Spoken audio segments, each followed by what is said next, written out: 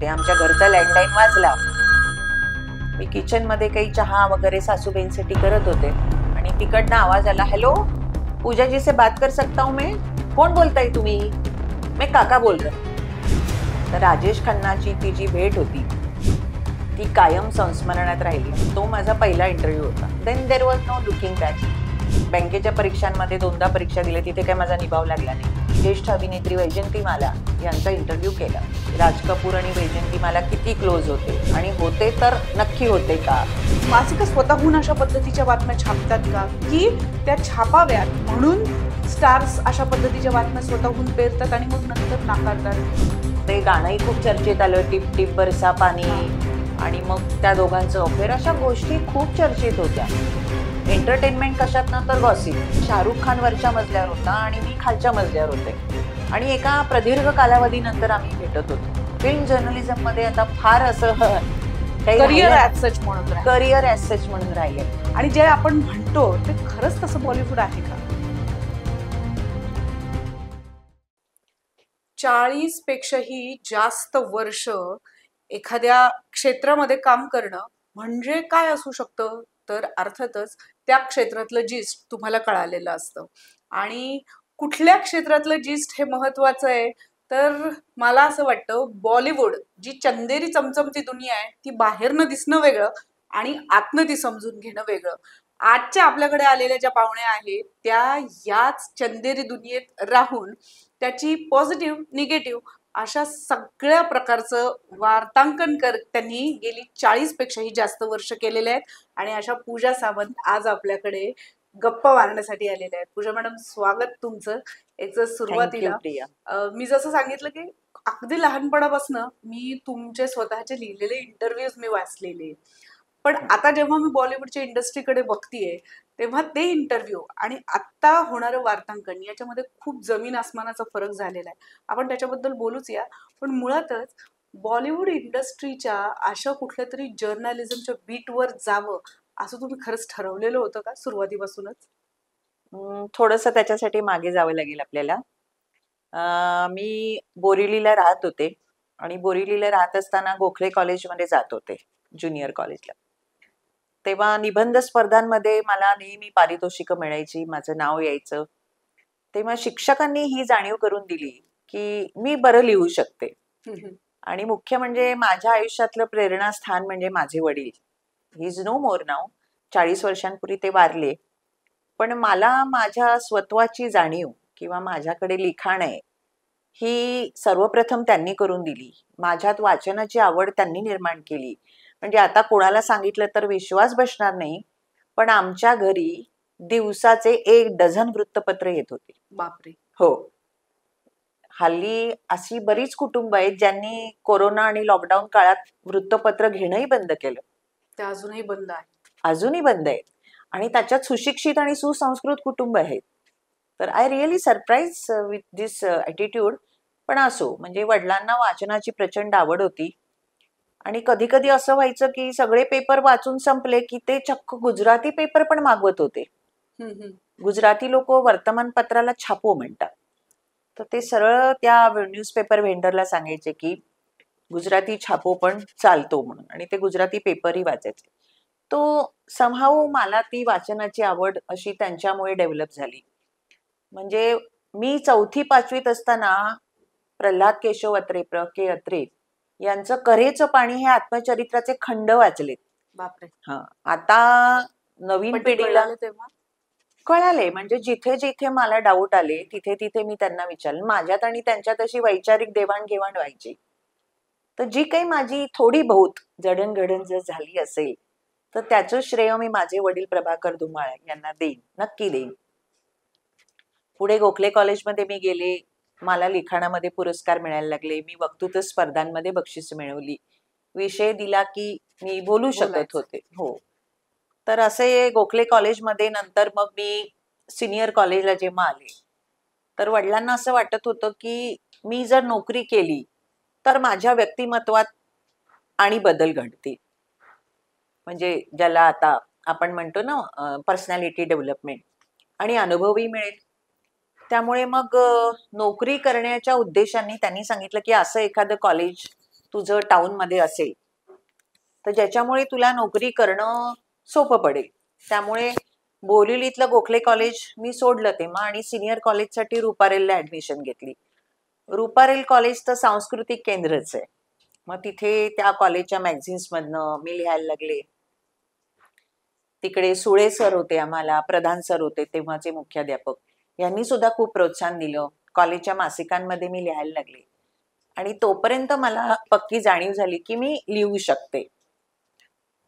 पण अर्थातच पत्रकारिता म्हणजे काय हे मला माहित नव्हतं तेव्हा. कुटुंबातही कोणी पत्रकार नव्हतं. वाचनाची आवड आणि थोडं बहुत बरं लिहिते. ज्या अर्थी आपल्याला बक्षिसं मिळतात, नोटीस बोर्डवर निबंध लागतात. आणि शाळेत असताना वर्ग शिक्षिका माझा निबंध वर्गात वाचून दाखवायचे आणि मुलांना सांगायचे की बघा निबंध असावा तर असा, म्हणजे या मुलीची वैचारिक शक्ती कुठपर्यंत धाव घेते हे पहा आणि अशा प्रकारे निबंध लिहायचा प्रयत्न करा. तर ही जाणीव मला झाली होती आणि साधारणतः फर्स्ट इयर मधून मी सेकंड इयर मध्ये जात असताना श्री साप्ताहिकाची जाहिरात आली की आम्हाला उमेदवार हवेत, इंटर्न्स हवेत, प्रशिक्षणार्थी पत्रकार. तर वडिलांनी ती जाहिरात मला दाखवली. वर्तमानपत्रातही आली होती आणि ते ज्याप्रमाणे सगळी साप्ताहिक मासिक विकत घेत होते त्याच्यामध्येही ती कुठेतरी आली होती. त्यांनी मला सांगितलं की बेटा तू इथे अप्लाय कर, तू जरी इंटर्न म्हणून काम केलंस तर तुला अनुभव मिळेल, थोरा मोठ्यांच्या सहवासात वाढशील, लिहिशील. मला थोर मोठे काही माहित नव्हतं. त्यावेळेस ते वय पण नसतं ना तसं हो, मी समजलं. वडिलांना सांगितलं काय पप्पा काहीतरीच सांगतो तुम्ही, मला काही हे पटत नाहीये. अगं तू प्रयत्न तर कर म्हणाले. मग मी प्रयत्न केला आणि आश्चर्याची गोष्ट म्हणजे अनेक महाराष्ट्राच्या कानाकोपऱ्यातून अर्ज आले. त्याच्यातून माझी निवड झाली, इंटरव्ह्यू झाला आणि काय म्हणतात लेखी परीक्षा झाली. मला एक इंग्रजी भाषेतलं बहुतेक काहीतरी दिलं होतं, त्याचं भाषांतर लेखा स्वरूपात करायचं होतं, शब्दशः भाषांतर नको होतं. आश्चर्य म्हणजे मी ते करू शकले आणि मग माझी निवड झाली श्री साप्ताहिकामध्ये. जवळजवळ 1800 अर्ज आले होते. तर हा तसा मोठा आकडा होता आणि माझी आणि त्यावेळेसचा त्यावेळेचा माझी खरंच लायकी नव्हती. म्हणजे मला वाटत होतं मी 18 वर्ष पण पूर्ण केली नव्हती, पण माझी निवड झाली. श्री साप्ताहिकात नोकरी लागली. पहिलाच इंटरव्ह्यू मला पुण्याच्या रेसकोर्स साठी पाठवला. तिथे एक वुमन्स जॉकी होती, आपल्या हो. देशातली पहिली बर फर्स्ट वुमन जॉकी, कोणतरी पारशी मुलगी होती. तिचा इंटरव्ह्यू करायला मला पुण्याला पाठवलं आणि पुण्यात ट्रेन मधनं जाताना माझी पर्स उघडी राहिली, कोणीतरी त्यातनं सगळे पैसे काढून घेतले. माझ्याकडे पैसे नव्हते. काय म्हणजे अगदी दिव्य दिव्य संकट आली. पण मला ते खूप थ्रिलिंग वाटत होतं की मी एकटी, a girl which is who has not completed 18, ती पुण्याला एकटी जाते काय आणि तिथे इंटरव्ह्यू घेते काय. पुण्यामध्ये ते तुमचं रेसकोर्स कुठे हे माहित नव्हतं. पण त्या रिक्षावाल्याला विचारलं आणि ते त्याने नेलं. मावशीकडून पैसे उधार घेतले आणि ते असाइनमेंट खूप चांगल्या प्रकारे मी केलं आणि ती माझी मुखपृष्ठ कथा तेव्हा श्री साप्ताहिकात आली. माझ्या वडिलांना खूप आनंद झाला. अनफॉर्च्युनेटली मला पुढे अधिक काही अनुभव मिळेपर्यंत म्हणजे नोकरी लागली आणि दुर्दैवाने त्यांचं निधन झालं. म्हणजे I lost my father when I was very young, not even 18. ती नोकरी पुढे चालू राहिली, पण त्यांना असं वाटत होतं की तू कॉमर्सची विद्यार्थिनी आहे, पुढे शिक्षण घे. मग नातेवाईकांच्या सांगण्यानुसार मी बँकांच्या 2-3 परीक्षा दिल्या आणि सगळीकडे फेल झाले. मला बँकेच्या परीक्षेत कुठे यश नाही मिळालं आणि माझं जर्नलिझमचं करिअर चालू राहिलं. तर श्री पण साप्ताहिकात तेव्हा म्हणजे याच्याकडे करिअर म्हणून बघत नव्हतात, हे आहे हे ठेवायचंय फक्त ठेवायचंय, एवढं. आपल्याला कंटिन्यू करायचंय, कारण माझी आई, माझ्या बहिणी यांचं सगळ्यांचं आशास्थान मी होते, घरातली मोठी म्हणून. तर ते कंटिन्यू राहिलं. पण माझ्याकडे एक होतं की जे मी काम करेन त्यात माझी 100% निष्ठा होती. बँकेच्या परीक्षेत यश नाही मिळालं, मग मी ते चॅप्टर क्लोज केलं की this is not my cup of tea. आता आणि ते आवडायला लागलं होतं. लिखाण करणं, वाचन करणं, एखाद्या व्यक्तीला भेटायचं तर त्याचा होमवर्क करणं. हे कारण तेव्हा इंटरनेट वगैरे नव्हतंच ना, हो 40-42 वर्षांपूर्वी. तर ते तसं चालू राहिलं आणि मग आमच्या ऑफिसमध्ये आता ते प्रसिद्ध फोटोग्राफर नाहीयेत, प्रदीप बांदेकर. हा. मला त्यांची खरंच नेहमी आठवण येते, कारण माझ्या हिंदी पत्रकारितेमध्ये त्यांचा मोलाचा वाटा आहे.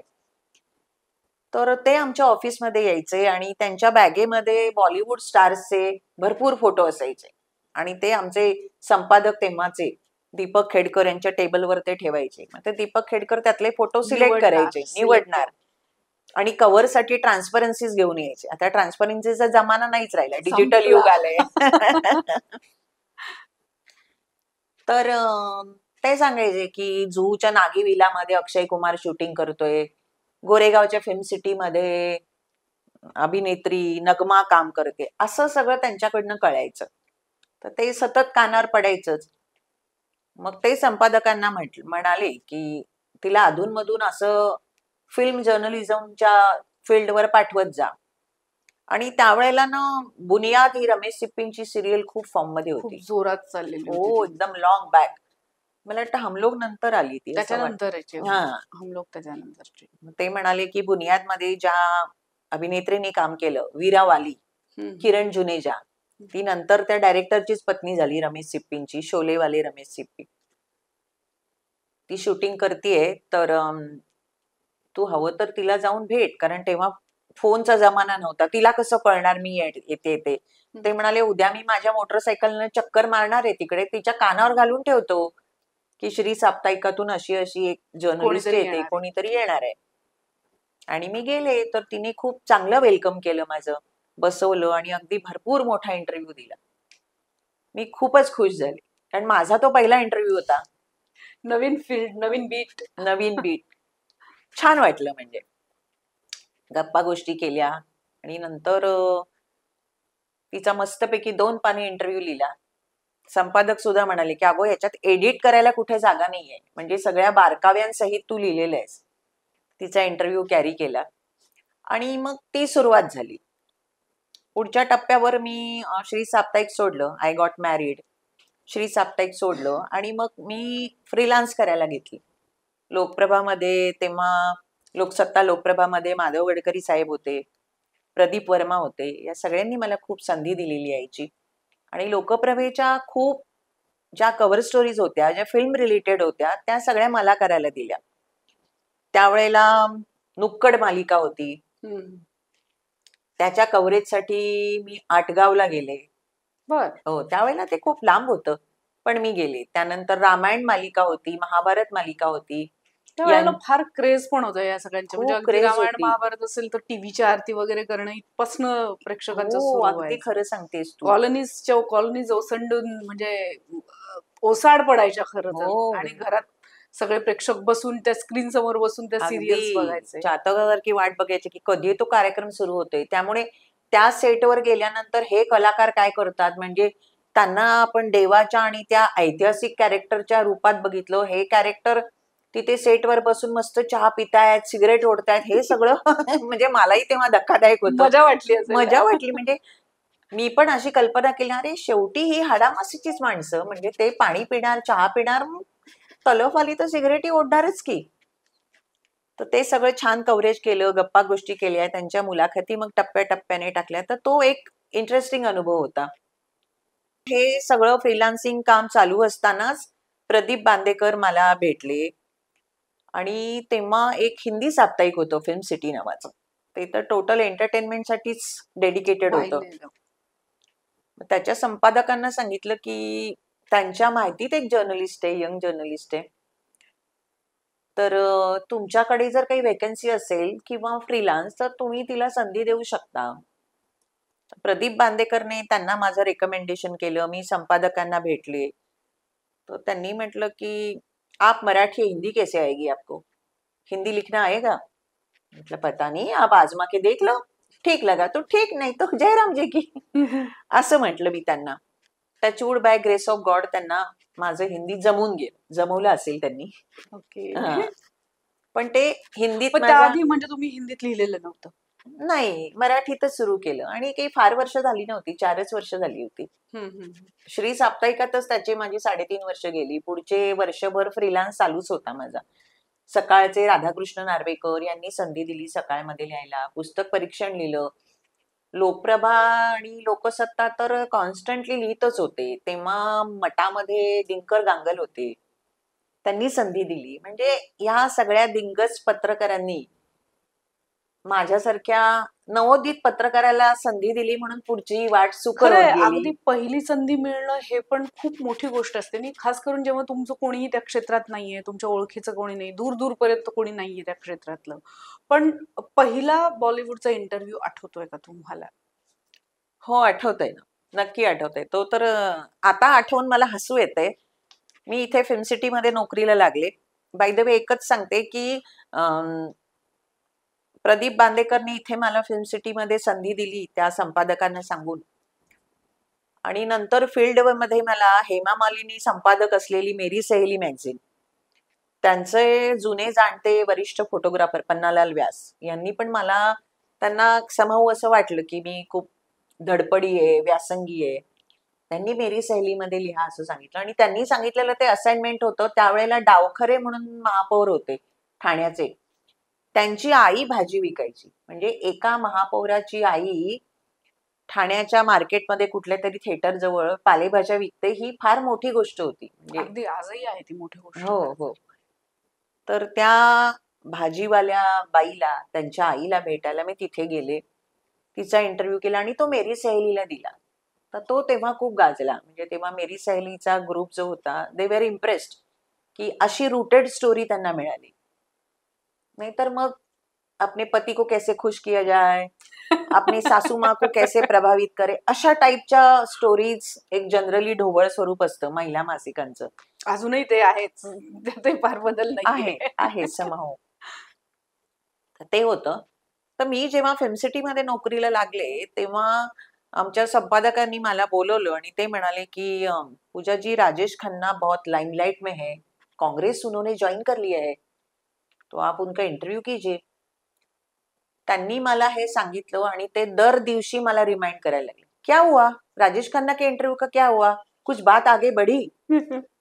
आणि I did not have any answer. कारण राजेश खन्नाला कॉन्टॅक्ट करणं आणि त्याच्यापर्यंत, टॉपचा स्टार त्यावेळेस. त्यावेळेला टॉपचं स्टार, त्याच्यातून त्याने ते पॉलिटिक्स जॉईन केलं. त्याच्यातून त्याच्या दिल्लीच्या वाऱ्या वाढल्या होत्या गांधी परिवाराला कॉट भेटण्यासाठी. करणं हा पत्रकाराला आजही कुठलंही यांना कॉट करणं हा खूप मोठा विषय असतो मोठा तसा. विषय असतो. तर ते काही मला मुश्किल काम होतं. राजेश खन्नाचा जो नंबर मी मिळवला, तो त्यांच्या घरी मी फोन केला. तर ते मला उत्तर मिळायला लागलं, साहब नहा रहे, साहब सो रहे हैं, साहब दिल्ली गए हैं, अशी उत्तरं कॉन्स्टंट येत होती. आता अप टू व्हॉट लेवल मी हे संपादकांना सांगणार. बरोबर आहे. आणि ते तर म्हणायचे बात कुछ आगे बढ़ी. मग मी काय सांगणार, बाथरूम के बाहर बात तो बढ़ती नहीं है. So it was very, I mean, problematic and challenging. मग मी नंबर ठेवला त्यांच्याकडे. राजेश खन्नाचा जो कोणी असिस्टंट किंवा नोकर जो कोणी असेल, की साहब को बोलना मुझे कांटेक्ट करने के लिए. पता नहीं करेंगे कि नहीं, होते कहाँ है वो घर पर, दिल्ली में होते आजकल. अँड वन फाईन डे संध्याकाळी 5च्या सुमाराला, मी तेव्हा वरळीला राहत होते, आमच्या घरचा लँडलाईन वाजला. मी किचन मध्ये काही चहा वगैरे सासूबाईंसाठी करत होते. लँडलाईन वाजल्यावर फोन त्यांनी घेतला आणि तिकडनं आवाज आला, हॅलो, पूजा जी से बात कर सकता हूं मैं. त्यांना काही हिंदी बोलता येत नव्हतं. बोला ना. मग ते म्हणाले, कोण बोलताय तुम्ही? त्यांनी असं विचारलं. मैं काका बोल रहा हूं. काका? अच्छा. कोणाचं काका? त्यांनी फोन ठेवला आणि ते धावत किचन मध्ये आल्या. अगं वर्षा, तुझा काका बोलतोय. मग तो हिंदीत का बरं बोलतो? आपण मराठीत का नाही बोलत आहे? त्यांनी काका म्हटल्यावर मला समजलं की राजेश खन्नाच असणार, पण कुठेतरी मनात अविश्वासही वाटला की तो कसा काय ते फोन कसं काय करेल. करतील हा, आपल्याला म्हणजे फोन? एवढा मोठा सुपरस्टार, म्हणजे चान्सेस वेअर व्हेरी हार्ड. मी गेले, पटकन फोन घेतला. हॅलो पूजा जी, काका बोल रहा हूं. त्याच्या आवाजावरून लगेच ओळखलं. त्याचा ते रोमॅन्टिक आवाजातला आय हेट टीयर्स वाले जे शब्द आहेत ते कानात होतेच माझ्या. तर मग मी त्याला म्हटलं की हा हा जी, राजेश जी बोली. हाँ, यू कैन कॉल मी काका, एवरीबडी सेज काका. ओके, अच्छा काका बताइए. बताइए नहीं, आप अभी आ जाओ. मतलब कहा? मेरे ऑफिस में, मैं आपका 15 मिनट देता हूं आपको. मतलब क्या मैं उड़कर आऊं? आपका ऑफिस है खारदांडा. मैं रहती हूँ वर्ली, तो अभी तो डाउन साइड में तो रश होगा, ऑफिसेस से लोग बाहर निकलेंगे, क्राऊड तो होगा ही, आणि तेव्हाही ट्रॅफिकची समस्या होतीच. अच्छा, म्हणजे तेव्हापासून सुरूच आहे अगदी म्हणजे. अगदी. तर त्याने सांगितलं की ठीक आहे, जितना जल्दी हो सके आइए. मग मी निघाले त्याला. मी तयारी करेपर्यंत माझे मिस्टर आले घरी. या वेळेला कुठे चाललीस? म्हटलं राजेश खन्नाला भेटायला. अरे बापरे, त्याची इमेज चांगली नाही बरं का, मी येतो तुझ्या बरोबर. म्हटलं तुला आत नाही घेणार ना, पण येऊ शकतोस तू, पण तुला आत नाही घेणार. नाही नाही, मी येतो म्हणे. म्हटलं ठीक आहे, चल. आणि आम्ही दोघं राजेश खन्नाकडे गेलो. खालच्या सिक्युरिटी गार्डने सांगितलं, पूजा जी आपको ऊपर बुलाया. म्हटलं ये मेरे हस्बंड आहे. नाही, इतकी अपॉइंटमेंट नाही आहे. माझे मिस्टर कसले, चलो हटो बाजू में. त्याला बाजूला केलं आणि आम्ही राजेश खन्नाच्या वर 6व्या का 7व्या मजल्यावर त्याचं केबिन होतं. तिथे गेलो. Rajesh Khanna was waiting for me. खूप त्याने वॉर्मली स्वागत केलं. आणि गेल्या गेल्या आधी त्यांनी म्हटलं, बताइए आप चाय कॉफी क्या लेंगे, क्या खाएंगे? पंजाबी बंदा हूं, बिना खाए तो छोडूंगा नहीं आपको. आणि मग त्याने समोसा आणि काय पॅटीज आणि चहा कॉफी वगैरे वगैरे सगळं मागवलं त्याने. आणि गप्पा गोष्टी सुरू झाल्या. माझ्यासाठी तो पहिलाच बॉलिवूडचा मोठा स्टार होता, त्यामुळे मी त्याला मूर्खासारखं म्हटलं, पहिलीच असाइनमेंट, ती पण स्टारची, आणि ती पण टॉप टॉप स्टारची. स्टारची. त्याला म्हटलं की आप फिल्मों में कैसे आए? तो असं माझ्याकडे बघायला लागला. तो म्हणाला असेल बरी भेटली, माझं अख्खं आयुष्य फिल्म इंडस्ट्रीत गेलं, आणि आता इतक्या वर्षांनी मला ही विचारते की आप फिल्मों में कैसे आए? आपको नहीं मालूम मैं कैसे फिल्मों में आया? नहीं, मैंने प्रतियोगिता जीती हूं. मैं अमृतसर का रहने वाला हूँ. प्रतियोगिता जीती और उसके बाद मेरा फिल्मों में चयन हुआ और नॉन स्टॉप मैंने अपनी पारी खेली है, असं वगैरे तो म्हणायला लागला. म्हटलं माफ कीजिए, मैंने इतनी तयारी नहीं की, चलो कोई बात नहीं. आणि मग जी त्याने अखंड इंटरव्ह्यू द्यायला सुरू केला.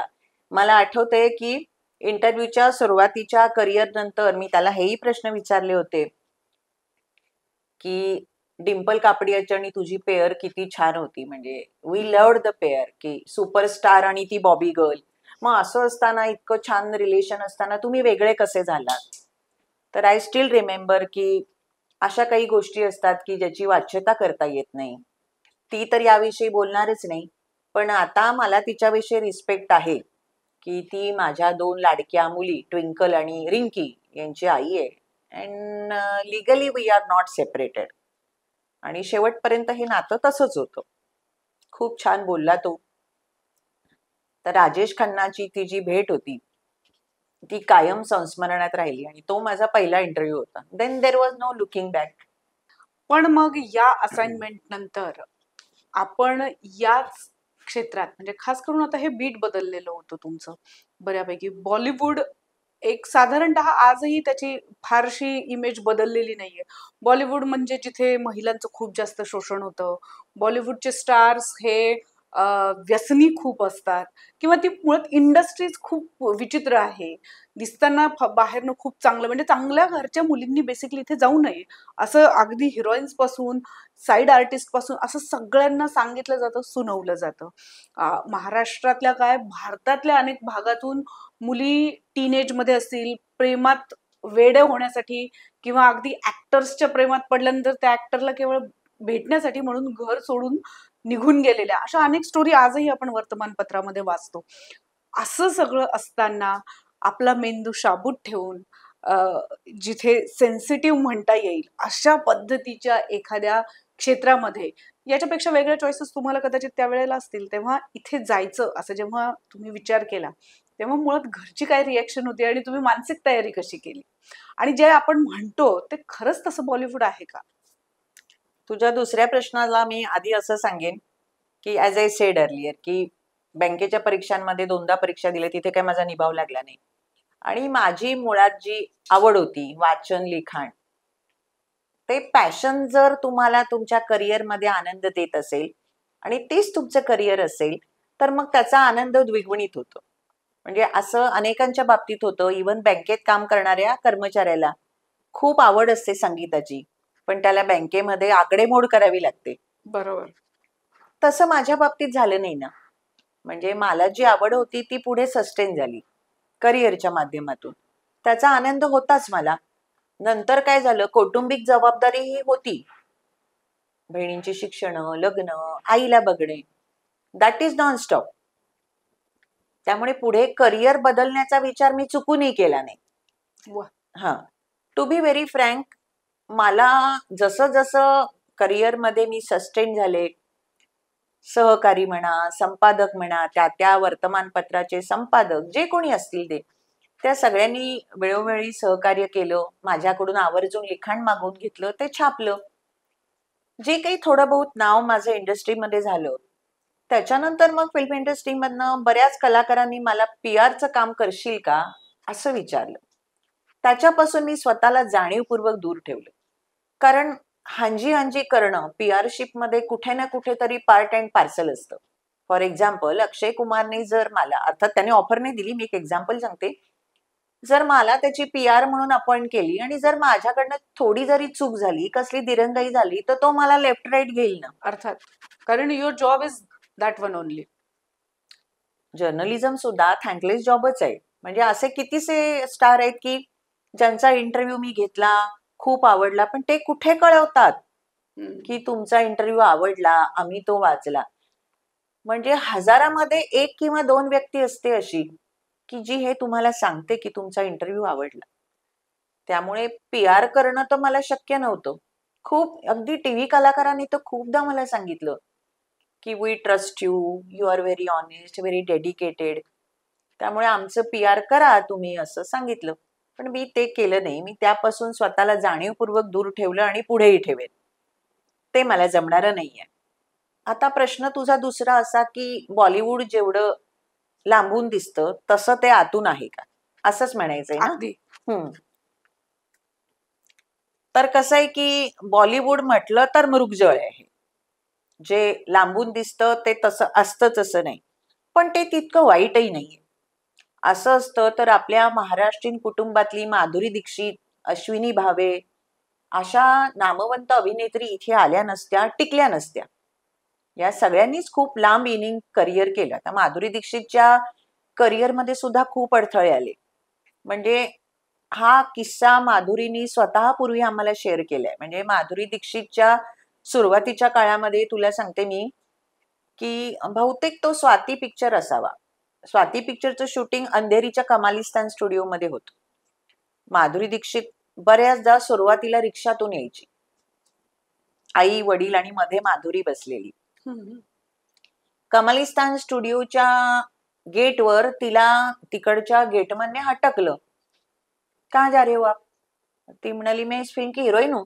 म्हणजे त्याला माहिती नव्हतं. म्हटलं तर त्याचाही दोष नाही, कारण हो, त्याचा जॉब वेगळा आहे त्याचा आणि जॉब वेगळा. नवख्या कलाकाराला बेसिकली कोण ओळखणार ना, कोण म्हणजे असं ओळखणार? म्हणजे. आणि ऑल ओव्हर इंडिया मुलींना काय, म्हणजे युवक युवती प्रत्येकाला बॉलिवूडचं आकर्षण आहे. प्रत्येकाला वाटतं की आपण सेल्युलाइड वर दिसावं, आपलंही नाव व्हावं. ही धारणा आहे, चुकीची आहे असंही नाही. तर त्या वॉचमनने तिला हटकलं. तिने सांगितलं की मी याच्यामध्ये काम करते, मी एक कलाकार आहे. आप कहाँ से हिरोईन हो? असं तो तिला म्हणाला आणि म्हणजे म्हणाला आज शोधायला पाहिजे त्याला. हो, माधुरीला विचारणार म्हणे आहे की आप हिरोईन तो कहाँ से अंदर कला-" शूटिंग कर रही है. त्या पिक्चरची हिरोईन होती मीनाक्षी शेषाद्री. अच्छा. ती लीड होती, माधुरी सेकंड लीड होती. हम्म. पण तशी सेकंड लीड पण नाही, तिला पण मेन लीडच म्हणायला लागली. पण त्यावेळेला माधुरीचं नाव झालं नव्हतं ना. त्या पामराला काय माहिती की ही बॉलिवूडची धगधग गर्ल म्हणून फेमस होईल पुढे आणि एवढी फेमस होणार आहे की अनेक वर्ष ती बॉलिवूडवर राज करणार आहे. राज करणारे अजूनही करते आणि अगदी. अख्ख्या जगात तिचं नाव होणार आहे. बिलकुल. आणि एक आपल्या अभिनयातला दर्जा, वागणुकीतला दर्जा सातत्याने ती टिकवून आहे. म्हणजे अभिमान वाटावा असं. अगदी अगदी. आणि फक्त मुंबई पुरतं नाही, महाराष्ट्र पुरतं नाही, तर देशामध्ये आणि अगदी जगावर तिचं अगदी अधिराज्य आहे अगदी म्हणायला हरकत नाही. अगदी म्हणजे ग्लोबली सुद्धा माधुरी दीक्षित म्हटलं की लोक वेडा होतात, असं तिने तिचं बिलकुल. स्थान निर्माण केलंय. म्हणजे असंही आहे जे ती सस्टेन झालीच ना. असं आम्ही बिईंग अ मीडिया जर्नलिस्ट खूप ऐकलं की एक काळ असा होता की तिला संजय दत्तशी लग्न करायचं होतं आणि दोघांनी काही चित्रपट एकत्र केले, त्यांचं बॉन्डिंग झालं. Sanjay Dutt wanted to marry a simple girl who has a rich family values and traditions. तिचंही मन पाघळलं असेल किंवा तिला लग्न करायचं होतं त्याच्याशी. पण पुढच्याच टप्प्यावर संजय दत्तचं नाव खराब झालं, इमेज खराब झाली. बॉम्ब ब्लास्ट प्रकरणामध्ये तो किती इन्व्हॉल्ड होता हे पोलिसांना आणि संजय दत्तला माहिती. पण त्याचं नाव खराब झाल्यामुळे नॅचरली माधुरी दीक्षित आणि तिच्या कुटुंबाने तिला पुढे जाऊ दिलं नाही. त्यामुळे ते लग्न तिथेच थांबलं. हे चांगलंच झालं. त्यामुळे माधुरी दीक्षित सारख्या अशा किती मुली इथे येतात. काहींना यश मिळतं, काहींना नाही मिळत. It depends from person to person and his or her own destiny. तुम्ही त्या डेस्टिनीला किती सरेंडर व्हायचं हे इंडिव्हिज्युअलवर अवलंबून आहे. त्याच्यासाठी संपूर्ण बॉलिवूड जबाबदार नसतं. तसंच शोषण प्रिया कुठल्याही क्षेत्रात होतं. MNC मध्ये कमी होतं का? या सगळ्या स्टार्सला तुम्ही इतक्या जवळ न बघता त्यांचं पर्सनल लाईफ असेल, त्याच्या बरोबरीनं प्रोफेशनल लाईफ असेल, सेटवरचं लाईफ असेल, या सगळ्याबद्दल वेगवेगळ्या पद्धतीच्या मॅगझिन्स मधनं येल्लो जर्नलिझम आपण ज्याला म्हणतो याच्यावर खूप गॉसिप पण केलं जातं. अनेकदा स्टार्स त्याला विरोध करतानाही दिसून येतात. बऱ्याचदा ते त्याला उत्तरही देत नाहीत काही काही वेळेला, आणि काही काही वेळेला मुलाखतीतनं ते असं सांगतात की या सगळ्या रूमर्स आहेत अनेकदा. तर ह्या सगळ्याचं नक्की काय गणित आहे? मासिकं स्वतःहून अशा पद्धतीच्या बातम्या छापतात का, की त्या छापाव्यात म्हणून स्टार्स अशा पद्धतीच्या बातम्या स्वतःहून पेरतात आणि मग नंतर नाकारतात? म्हणजे जसं राजकीय लोकांबद्दल म्हटलं जातं की हे काय जे बोलतात, ते स्टेटमेंट देतात, ते खरंच तसं असेल असं काही नाही, त्याच्या पलीकडे पण दुसरं काहीतरी अर्थ त्याचा असू शकतो. असं स्टार्सच्या बाबतीत होतं का आणि का? Priya, you can understand very well. Black white याच्यामध्ये ग्रे कलर असतो. So this is a same thing. म्हणजे कसं आहे की एखादी व्यक्ती वाईट असेल, पण ती कुठल्या थरापर्यंत वाईट असेल हा अनुभव हे त्या 4 भिंतीतलं मॅटर आहे. ते जगापुढे ॲज फार एज पॉसिबल येत नाही, बऱ्याचदा येत नाही. आणि एखादी व्यक्ती खूप चांगली असेल, पण त्याचं जे चित्रांकन बाहेर असतं ते वाईट असू शकतं. इमेज तशी होऊ शकते. म्हणजे त्याचं नक्की असं काही नाही. ही गोष्ट खरी की काही वेळेस एखादा चित्रपट जेव्हा रिलीजवर येतो तेव्हा स्टार बद्दल अशा काहीतरी बातम्या पसरवल्या जातात. कधी ते PR कॅम्पेन असतं, असं काही असतं. एक छोटं उदाहरण, मी आता काही महिन्यांपूर्वी विख्यात अभिनेत्री, ज्येष्ठ अभिनेत्री वैजयंतीमाला यांचा इंटरव्ह्यू केला. आता मी काही चेन्नईला जाऊ शकले नाही आणि त्यांनी पण जवळजवळ 92-93 काहीतरी वय आहे त्याचं. त्यामुळे त्या कालावधीत मुंबईत येणार नव्हत्या. तर हा फोन वैजयंतीमाला आणि माझा फोन त्यांचा मुलगा याने कनेक्ट करून दिला. तर तो आईला फोन देईपर्यंत म्हणत होता की अम्मा, कॉल फ्रॉम बॉम्बे जर्नलिस्ट. आणि मला तो म्हणाला, no any questions on Raj Kapoor. हे त्याने मला सांगितलं, आधीच सांगितलं.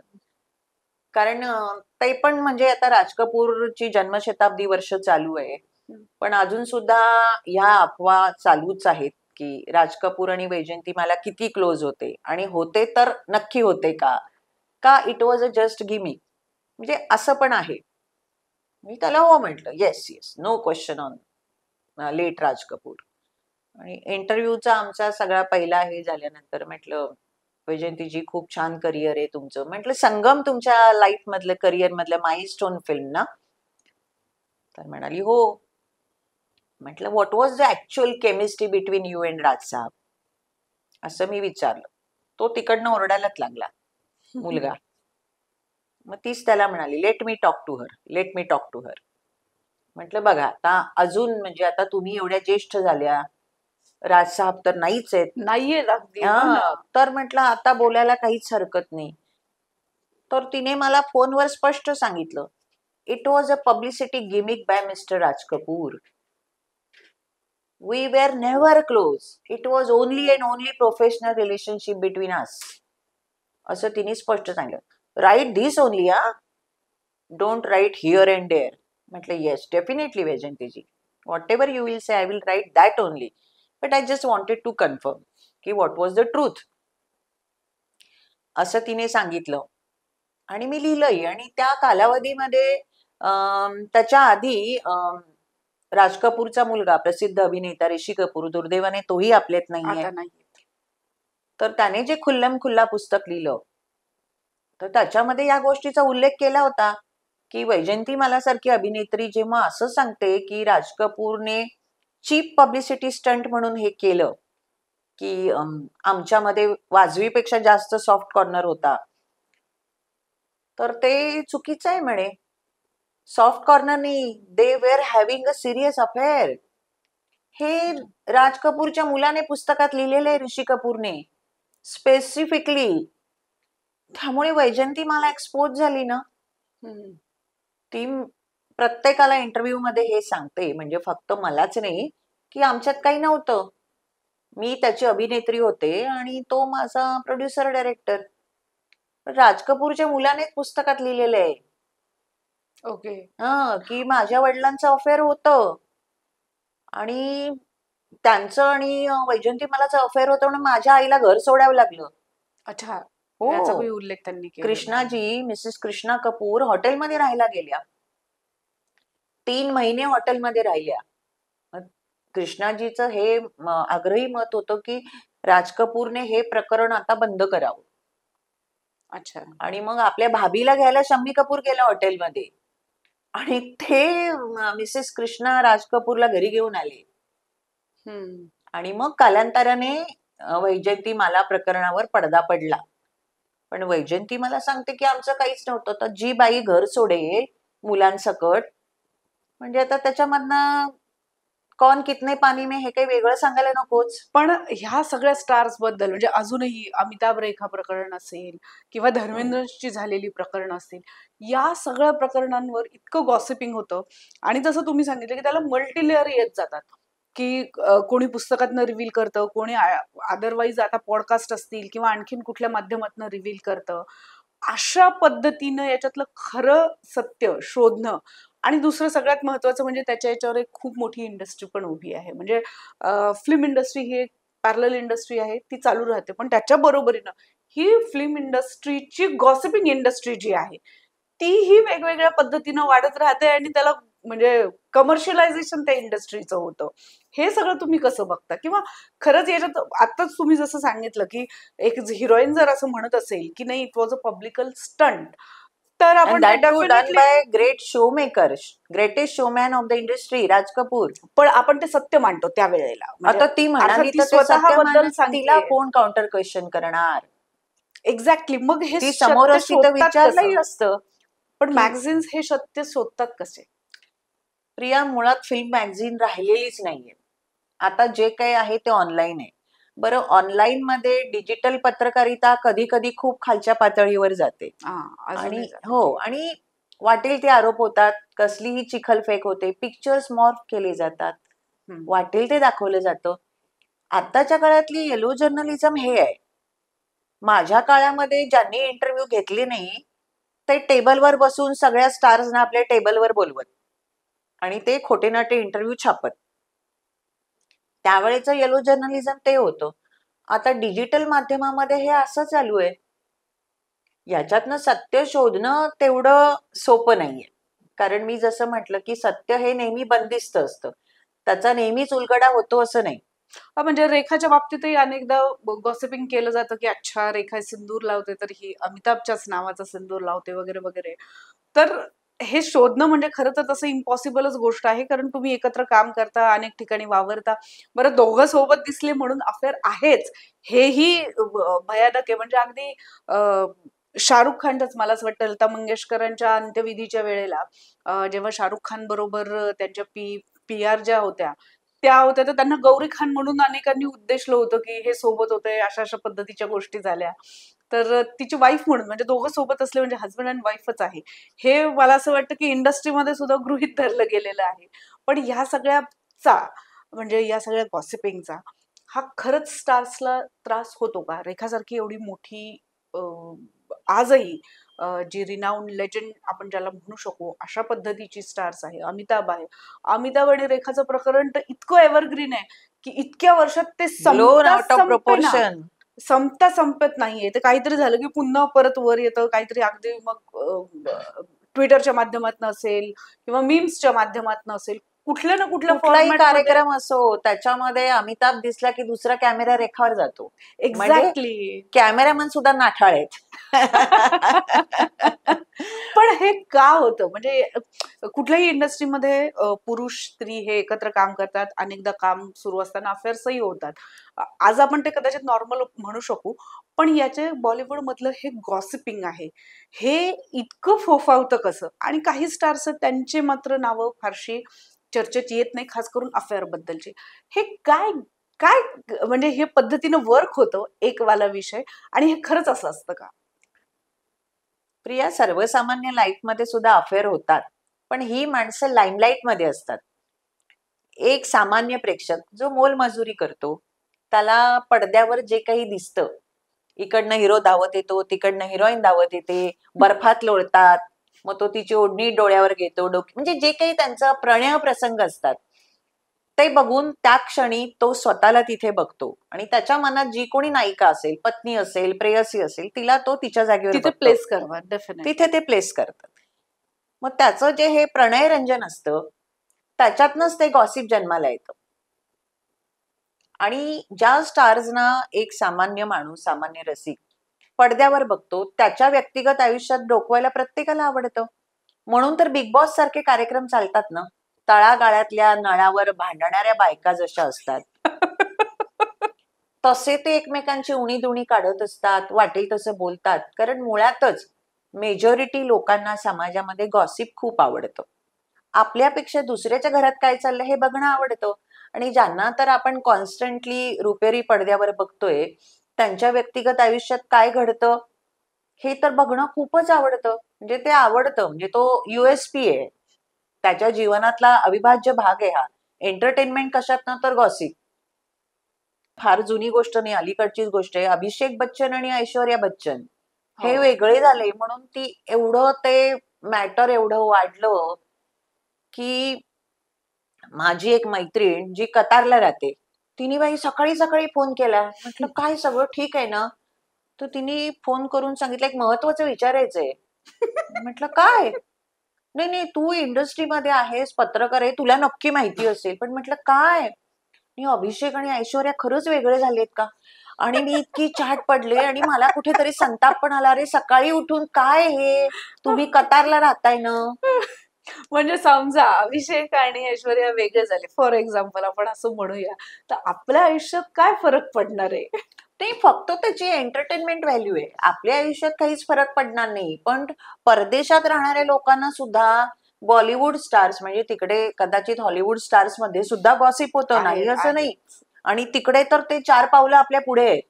म्हणजे एका कलावंतांची 4 लग्न होणं कॉमन आहे. आपल्याकडे तेवढं नाहीये. म्हणजे एखादा अजून अफेअर्स वर आहेत, लग्नांवरही गेलेलेच आहेत म्हणजे हा तसे. गेलेले आहेत तसे, पण काही जण अनऑफिशियली असं चालू असतं. ते हॉलिवूड वाल्यांमध्ये तर कॉमन आहे, तिथे काही प्रॉब्लेमच नाहीये ना, सगळंच अलाउड आहे तिकडे. म्हटलं या बाईसाहेबांनी फोन केला हे जाणून घेण्यासाठी. म्हटलं नाही, या शुद्ध अफवा आहेत, ते वेगळे झालेले नाहीये. असं कसं म्हणतेस तू की लपवतेस? अगं बघ ना, अंबानींच्या लग्नामध्ये बच्चन परिवार वेगळा आला आणि ऐश्वर्या आणि तिची मुलगी वेगळी आली, ह्याच्यातूनच उघड होतंय. म्हटलं मग असा समज केलाय ना तुम्ही, मग तसं समजा. ए नाही नाही, खरं सांग ना, इथे पैजा लागलेत. And I was shocked. Live कोणाचं, ओके. रहिवासी कुठचे, आणि बॉलिवूडचं हे म्हणजे गॉसिप. गॉसिप आणि मान्यवर कपल आणि त्यांच्याबद्दल आणि इतकं लोकांना गॉसिप मध्ये इंटरेस्ट आहे. हा अंबानीच्या लग्नांचा थोडासा उल्लेख झाला. एकंदरीतच आता हे सगळे स्टार्स जे बॉलिवूडचे जे स्टार्स असतील, त्यांचा एअरपोर्ट लुक असेल, जिम लुक असेल, किंवा अशा मोठमोठ्या इव्हेंटला जेव्हा ते जातात तेव्हा त्यांचं फोटो सेशन असेल, म्हणजे येलोइझम पेक्षाही आता ही इंडस्ट्री पण आणखीन एक वेगळ्या पद्धतीनं ग्रो होताना आपल्याला दिसते. आणि बऱ्याचदा मग त्यांनी एंट्री कशी केली, सोबत कसे होते, मग यांनी तिच्या अंगावर कसा हात ठेवला, यांनी काय पद्धतीनं किस केलं, याच्यावरनं रिलेशनशिपचे गॉसिप डेव्हलप होताना आपल्याला दिसतं. जसं मी म्हटलं की तुम्ही लिहित होता तेव्हा जी इंडस्ट्री वेगळी होती, आता ही एक पॅरलल इंडस्ट्री याच्या बरोबरीनं सुरू झालेली आहे. तुम्ही या इंडस्ट्रीकडे कसं बघता? कारण ज्या वेळेला तुम्ही इंटरव्ह्यूज लिहित होता तेव्हा त्याच्यातला येलोइझम हा पार्ट वेगळा होता. ते दाखवणारी मासिकही वेगळी होती. त्याच्यामुळे ते येलोइझम आहे हे सगळ्यांना माहिती असायचं. आणि इंटरव्ह्यूज त्यांचे प्रांजळ इंटरव्ह्यू येणं हा एक पार्ट वेगळा होता. आता ही पॅरलल इंडस्ट्री त्याच्याबरोबर झाल्यामुळे हे जास्त कॉम्प्लिकेटेड झालं असं तुम्हाला वाटतं का? आणि स्टार्स या सगळ्याकडे कसं बघतात?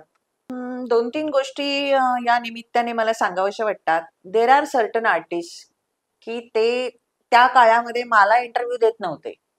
याचं कारण असं, माझा पिंड किंवा माझा स्वभाव तो नाहीये. जे गॉसिप अस्तित्वात नाहीये, त्याविषयी जाणून बुजून काहीतरी लिहायचं. अर्थात स्कूप, गॉसिप, स्कॅन्डल हे आमच्या मासिकाचा इंट्रिगल पार्ट होता आणि त्याला न्याय देणं हे एम्प्लॉई म्हणून माझं काम होतं. की संपादकांनी सांगितलं की त्यावेळेला अक्षय कुमार आणि रवीना टंडन यांचं अफेअर अगदी खूप चर्चेत असायचं आणि अक्षय कुमारने त्यापूर्वी पूजा बत्रा या अभिनेत्रीशी डेट केलेलं. सगाई केली होती. ते विस्कटलं. शिल्पा शेट्टीचं विस्कटलं. रवीना टंडनचं विस्कटलं. आणि ते गाणंही खूप चर्चेत आलं. टिप टिप बरसा पाणी. आणि मग त्या दोघांचं अफेअर, अशा गोष्टी खूप चर्चेत होत्या. संपादकांनी मला बोलवून घेतलं आणि सांगितलं की आप सेट पे जा रही हो, इंटरव्यू को रखिए बाजू में, ध्यान रखिए कि अक्षय कुमार और रवीना टंडन के बीच में क्या रिश्ता है, वो कैसे एक दूसरे के साथ बिहेव करते.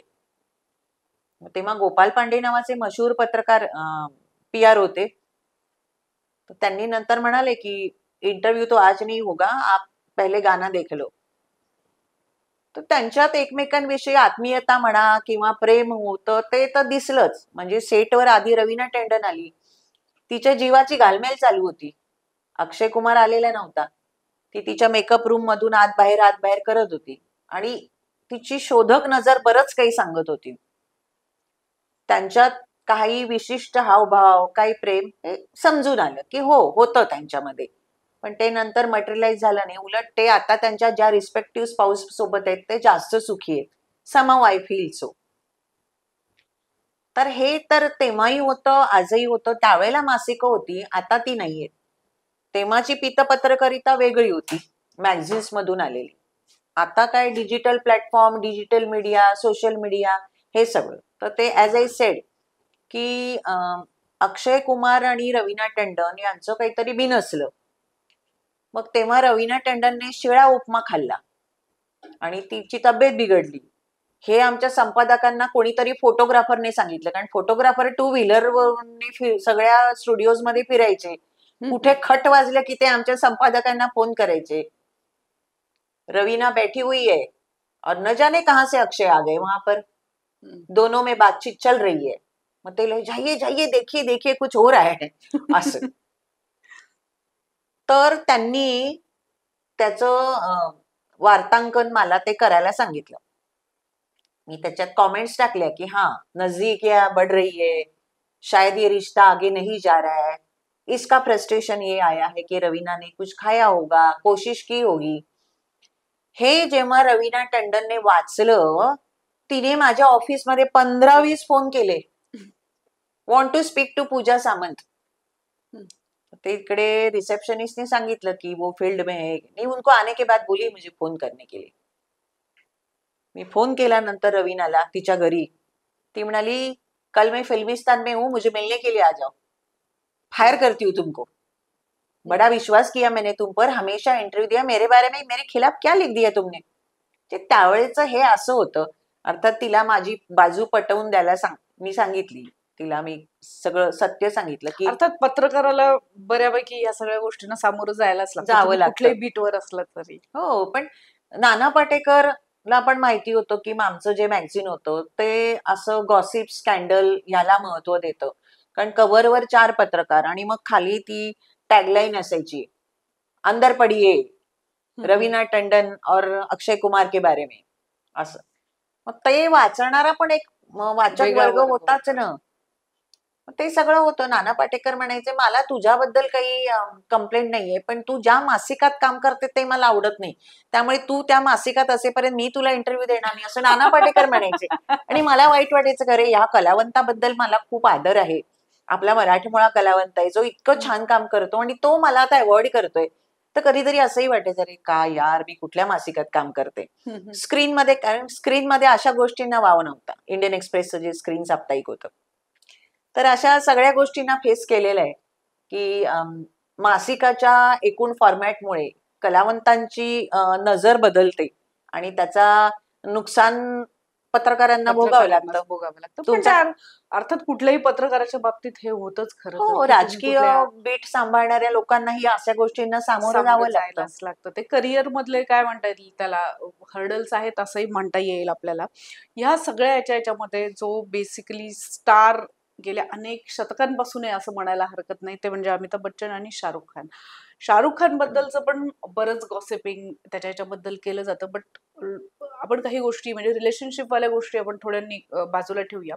त्यांच्याबद्दल असं सतत सांगितलं जातं की हॉस्पिटॅलिटीमध्ये ते खूप चांगले आहेत किंवा डाऊन टू अर्थ आहेत. ज्या कुठल्या कलाकाराला भेटतात ते त्याला आपलंसं करून टाकतात आणि त्याला खूप नॉर्मलाइज करतात. त्यांचा महिलांबद्दलचा आदर असणं याच्याबद्दलही खूप गोष्टी बोलल्या जातात. हे खरंच तसं आहे का? हा जर तुझा प्रश्न आहे तर जे माझं ऑब्झर्वेशन आहे तर तुझ्या प्रश्नाला मी होकार देईन. सगळ्यात मोठी गोष्ट म्हणजे शाहरुख खाननेच हा ट्रेंड सुरू केला की त्याच्या चित्रपटात जे क्रेडेन्शियल असतील त्याच्यामध्ये तो अभिनेत्रींचं नाव पहिलं टाकायला लागला. असे किती बॉलिवूडचे स्टार आहे की ज्यांनी या गोष्टीची सुरुवात केली आणि चांगलं बोलतो, खूप नॉलेजेबल आहे आणि त्याच्या मन्नत बंगल्यामध्ये मोठी लायब्ररी आहे. एक शाहरुख खान कुराणही वाचतो, बायबलही वाचतो, आपली गीता हे सगळं वाचतो आणि शिवाजी महाराजांपासून ते गुरु नानक पर्यंत सगळ्या या मोठ्या मोठ्या ज्या पर्सनॅलिटी आहेत कर्तृत्वान त्यांच्याबद्दल तो मुलांना सांगतो. ही गोष्ट कौतुक वाटते मला. त्याला झोप येत नाही, तो रात्री 3-3 वाजेपर्यंत जागा असतो, लायब्ररीत बसतो. तर त्याचं वागणं असं खूप चांगलं आहे. आणि रेड चिलीच्या ऑफिसमध्ये मी जेव्हा गेले होते तेव्हा शाहरुख खान वरच्या मजल्यावर होता आणि मी खालच्या मजल्यावर होते आणि एका प्रदीर्घ कालावधीनंतर आम्ही भेटत होतो. तर शाहरुख खान जिन्यावर तो चेन स्मोकर आहे. तर शाहरुख खान जिन्यावरनं येत होता, मला त्याने बघितलं. तो स्मोक करत करतच वरून खाली येत होता. पण जेव्हा त्याने मला बघितलं त्याने हा विचार केला नाही की त्याची एक सिगरेट त्याचं किमती कार्पेट त्याचं नुकसान करेल. त्याने ती सिगरेट तिथेच फेकली आणि धावत येऊन मला त्याने आलिंगन दिलं. म्हणजे मला असं म्हणायचंय की त्याने एका स्त्री पत्रकाराला दिलेला हा जेस्चर होतं. Token of affection, love and respect. तर हे जे आहे त्याच्याबद्दल जे म्हटलं जातं ते खरं आहे. आणि शाहरुख खानचा इंटरव्ह्यू अलीकडे मिळत नाही कारण त्याने इंटरव्ह्यू देणं जवळजवळ बंद केले आणि so is with mister Bachchan. ते सुद्धा आता मीडियाला भेटत नाही इंटरव्ह्यूसाठी. पण इवन बच्चनपेक्षा सुद्धा शाहरुखला भेटणं हा एक आनंददायी अनुभव असतो. इतका तो गप्पा मारतो, इतका तो नॉलेजेबल आहे की जे मला शब्दात सांगता येणार नाही. त्यामुळे it's always pleasure meeting and talking to mister Khan. हो. हे आहे. पण आता तो अनुभव जवळजवळ दुर्मिळच झालाय. तो भेटत नाही. कारण आता कलावंतांच्या लक्षात आलंय की स्वतःसाठी एक प्रचारक ठेवले, एक डिपार्टमेंट हायर केलं की मग मीडियाला भेटण्याची गरज नाहीये. PR department. PR department. त्यामुळे आता हे मोठे कलावंत जवळजवळ मीडियाला भेटत नाहीत म्हणजे गप्पा करायला. इव्हेंट्सला भेटतात. ते काय हाय हॅलो. हाय हॅलो बस. कारण म्हणजे त्यांच्यातला माणूस पण शोधणं हे PR थ्रूच करावं लागत असेल तर ते कितपत जज करता येईल किंवा तुम्हाला स्वतःला अनुभवता येईल याच्यावर नक्कीच शंका येते. आपल्या खूप गप्पा रंगलेल्या आहेत पण आपल्याला वेळेची मर्यादा आहे आणि सगळ्यात महत्वाचं म्हणजे ही इंडस्ट्री, जसं मी तुम्हाला सांगितलं की PR इंडस्ट्री आता एक वेगळी इंडस्ट्री होत चालली. या इंडस्ट्रीकडे इतकी वर्ष काम केल्यानंतर आता तुम्हाला असं वाटतं का की एक सामान्य घरातला पत्रकार असेल किंवा सामान्य घरातला माणूस असेल, मुलगा असेल, त्याने या क्षेत्रामध्ये यावं, इथे करिअर करण्यासारखं क्षेत्र हे शिल्लक राहिलंय का? मी ऍक्टिंग म्हणून नाही म्हणत आहे, बॉलिवूड पत्रकारिता या अनुषंगाने म्हणतीये. आता या प्रश्नाचं उत्तर देणं खरंच जिकिरीच आहे. याचं कारण असं की प्रिंट पत्रकारिता आता अस्तंगत होण्याच्या मार्गावर आहे. मुठभर दैनिक आहेत. त्यांचं सर्क्युलेशन किती आहे हा मोठा एक गहन प्रश्न आहे. मासिक नामशेष होण्याच्या मार्गावर आहे. त्यामुळे पत्रकारितेतून काही ठोस इन्कम जर कोणाला हवं असेल, व्यासंग किंवा हॉबी किंवा पॅशन म्हणून ज्याला पत्रकारिता करायची त्याने जरूर यावं. पण आता तो काळ उरला नाही. इवन चॅनल मधल्या नोकऱ्या सुद्धा धार्जिण्या नाही राहिल्या. म्हणजे मोठे मोठे मान्यवर पत्रकार सुद्धा चॅनल मधून बाहेर पडले किंवा त्यांना हातात नारळ दिला, हे सत्य त्यांचं त्यांना माहिती. पण हे सगळं आता मला 40-42 वर्षांच्या अनुभवातून लक्षात आलंय की पैशासाठी किंवा आयुष्यात सेटल व्हायचं असेल तर हा मार्ग नाही किंवा हे क्षेत्र नाहीये. ज्याला पॅशन आहे, ज्याला काही धडाडीचं काम करायचंय, मग त्याच्यासाठी फिल्म जर्नलिझम नाहीच ना. काय राहिलंय फिल्म जर्नलिझम मध्ये? इंटरव्ह्यू सुद्धा ग्रुपने व्हायला लागले, कारण म्हणे स्टार्सना वेळ नसतो, त्यांचे प्रचारक सांगतात ग्रुप में बात करेंगे, आणि मग स्टार आणि मीडिया यांच्यामध्ये प्रचारक बसतात. म्हणजे जेव्हा आम्ही रणवीरला अगदी सहज विचारतो की दीपिकाचं आणि तुझं कसं चाललंय पर्सनल आयुष्य, तर याच्यावर सुद्धा प्रचारक म्हणतात नो पर्सनल क्वेश्चन्स. त्या पत्रकाराला बाहेरचा रस्ता दाखवला जातो.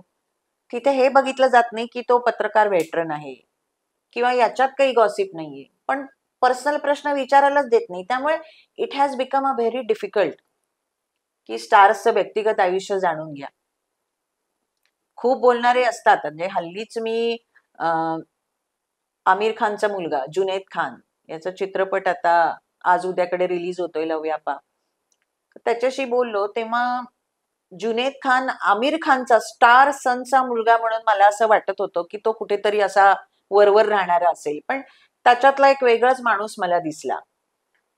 तर त्याने तिथे असलेल्या प्रचारकाला सुद्धा दम दिला की विचारू दे पत्रकारांना, कमीत कमी अर्धा पाऊण तास पत्रकारांशी बोलल्याशिवाय ते काय लिहिणार माझ्याबद्दल, फक्त माझा काय रोल आहे तेवढंच लिहिणार का?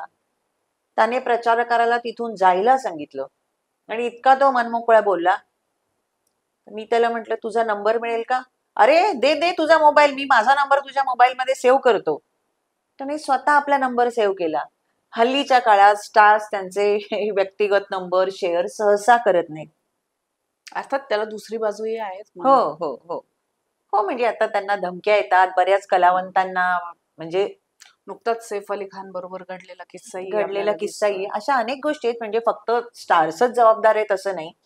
एका गोष्टीला जसे अनेक कंगोरे असतात तसं हे आहे. पण आता पत्रकारिता खूप बदलली आहे. प्रिंट पत्रकारितामध्ये काही राहिलं नाहीये. पण जर मग पत्रकारितेत जर क्षेत्र करायचं असेल तर ते अन्य बाबतीत करावं. स्पोर्ट्समध्ये, पॉलिटिकल क्षेत्रामध्ये, सायन्समध्ये, समाजावर. पण फील्डमध्ये, फिल्म जर्नलिझम मध्ये आता फार असं काही करिअर राहिलं ऍज नाही. सच म्हणून राहिलं. करिअर ऍज सच म्हणून राहिलेलं नाही. अर्थात दर दिवशी खूप नवीन नवीन मुली येतात चॅनलमध्ये काम करायला, उत्सुक असतात. त्यांना मला वाटतं समहाव कुठेतरी ग्लॅमरचं आकर्षण असावं. मग ते ग्लॅमरचं आकर्षण गेलं की मग त्यांना त्यात काही राम वाटत नाही. अगदी आकर्षण मुळे कुठलंही असेल ते फार दिवस कुठल्याही क्षेत्रामध्ये टिकत नाही ते. नाही. मग त्याच्यातलं जीन्स तुम्हाला जोपर्यंत मिळत नाही तोपर्यंत मग तुम्हाला असं वाटतं की अरे आपण काही करत नाही आहोत किंवा याच्यातनं काही घडत नाही, आणि मग नंतर येणारं फ्रस्ट्रेशन हे तसं सगळ्याच करिअरच्या बाबतीत होताना आपल्याला दिसतंय. पूजा मॅडम, थँक्यू सो मच, तुम्ही इथे आलात. आपल्या इतक्या म्हणजे नॉनस्टॉप गप्पा झाल्या, आणि जितकं बोलू आपण या बॉलिवूडच्या या सगळ्या इंडस्ट्रीबद्दल तितकं कमी आहे. तुम्ही आता नवीन तुमचं पॉडकास्टही सुरू करत आहात, तर आमच्या सगळ्यांच्या तुमच्यासाठी खूप खूप शुभेच्छा. धन्यवाद. Thank you so much.